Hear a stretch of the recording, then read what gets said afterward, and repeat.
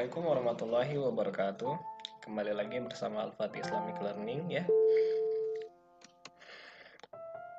Belajar Sirah Nabawiyah dengan slogan cinta kepada Nabi Muhammad SAW.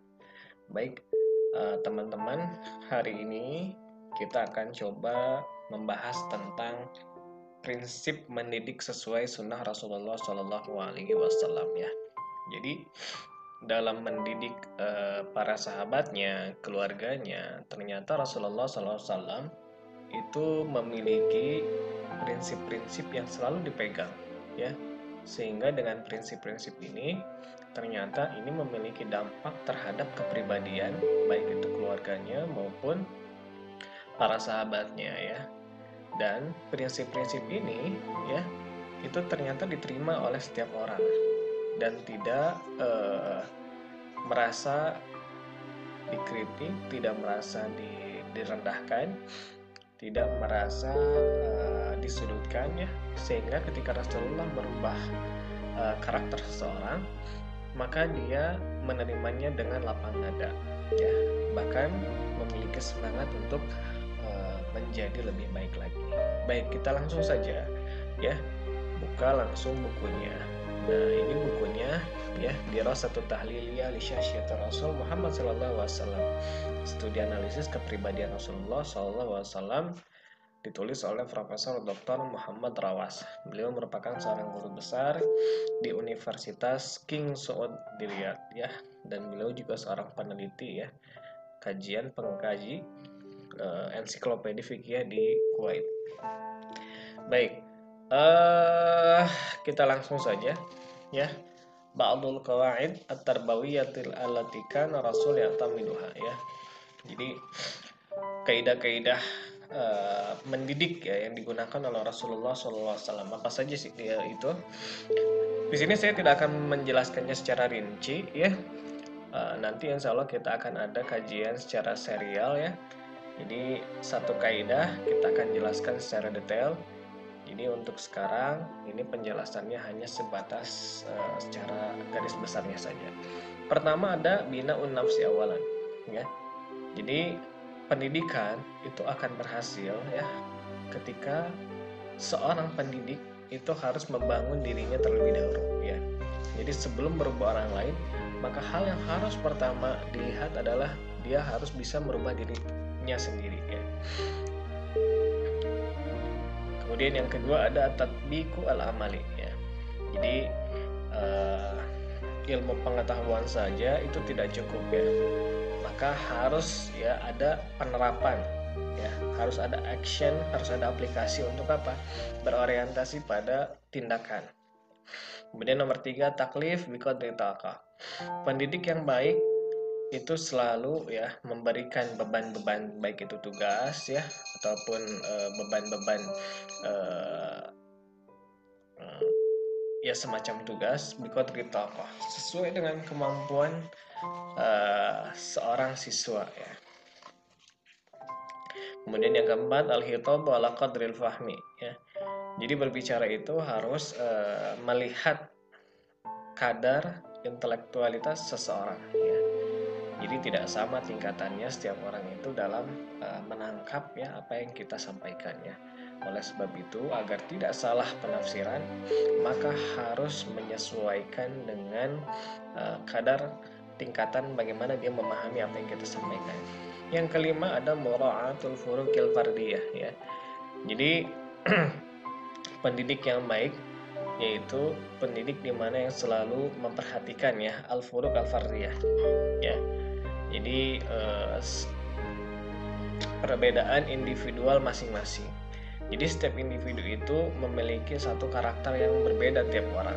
Ya, ada yang mungkin karakternya pemarah, ada juga yang karakternya pendiam. Ya, ada juga karakternya misalkan kalau misalkan ada sedikit sesuatu yang menyinggung itu langsung emosi. Tapi juga ada orang yang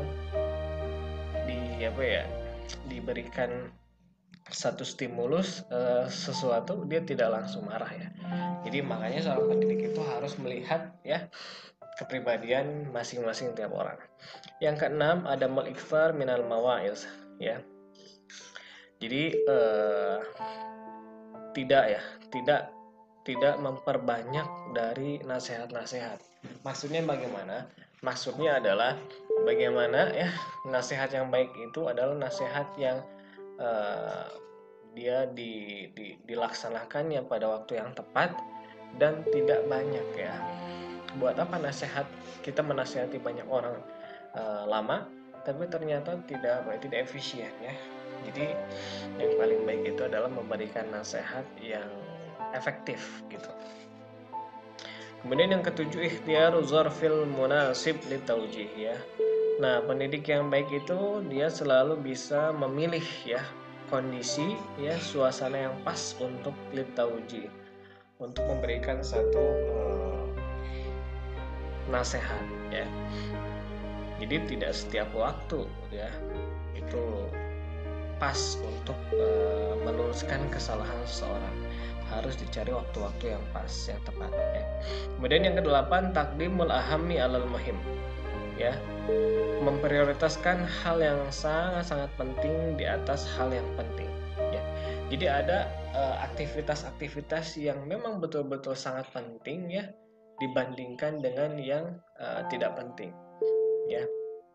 Atau kalau misalkan diberikan contoh sederhananya ya, itu sholat fardu itu harus lebih diutamakan dibandingkan dengan sholat sunat ya.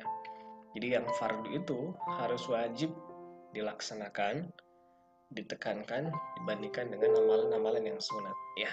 Kemudian yang 9, at-tashji'u 'alal iksar minal khair ya. Seorang pendidik yang bagus ya, yang baik, yaitu pendidik yang mampu memotivasi siswanya untuk memperbanyak ya tindakan-tindakan atau perbuatan-perbuatan yang baik ya. Jadi tidak hanya sebatas mengajarkan materi, tapi harus juga bisa bagaimana dia memotivasi seseorang sehingga orang tersebut ya itu bersemangat untuk beribadah ya. Kemudian yang nomor 10, insya'ul khati'atil madiyah ya. Seorang pendidik yang baik yaitu pendidik yang selalu melupakan kesalahan-kesalahan masa lalu ya.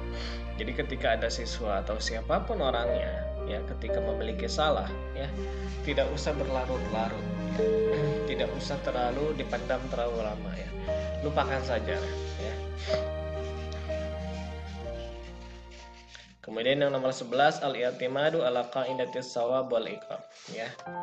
Jadi dalam proses pembelajaran ya, itu harus ada yang namanya prinsip reward and punishment ya. Apa reward and punishment ini? Dimana ketika seorang siswa ya melakukan satu pekerjaan dengan baik, maka kita harus berikan hadiah ya. Hadiahnya bermacam-macam, bisa berupa pujian, bisa berupa pemberian bingkisan mungkin, atau apapun lah yang sifatnya mungkin untuk memotivasi agar dia menjadi lebih baik ke depannya. Lalu harus juga ada punishment ya. Ketika siswa melakukan kesalahan, maka harus diberikan satu hukuman. Tapi hukumannya harus yang mendidik ya. Hukumannya harus yang bagaimana membuat siswa itu jerak ya, dan tidak mengulangi kesalahan tersebut di kesempatannya yang lain. Kemudian yang nomor 12, la uqubata illa anta mudilil mukhalafah. Jadi Rasulullah SAW itu tidak menghukum seseorang kecuali memang ketika dia melakukan kesalahan itu memang secara disengaja gitu. Jadi kalau misalkan ada yang tidak disengaja, kesalahan-kesalahan yang ringan dan tidak disengaja, itu Rasulullah ya selalu ya, tidak, kebanyakannya itu selalu memaafkan ya.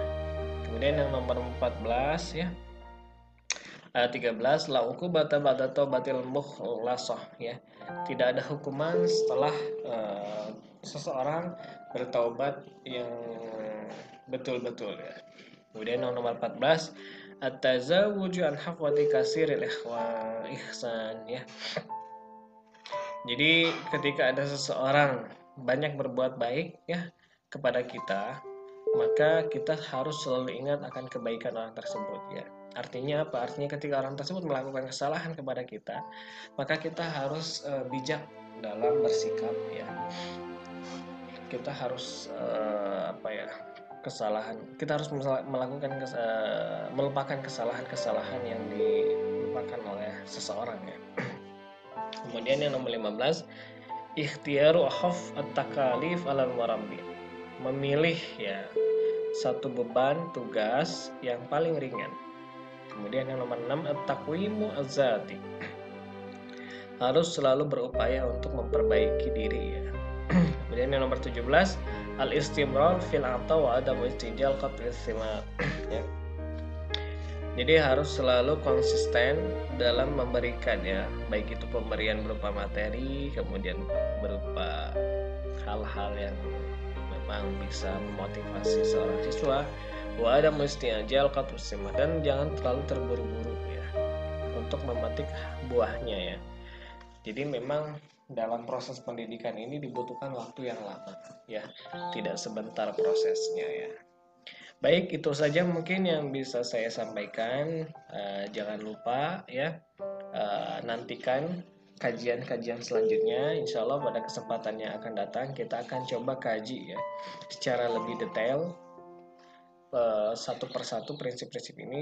Mudah-mudahan prinsip-prinsip pendidikan yang diterapkan oleh Rasulullah SAW ini itu bisa ya memiliki pengaruh, memiliki efek ya, dampak terhadap kepribadian dari siswa-siswa kita ya. Terima kasih. Assalamualaikum warahmatullahi wabarakatuh.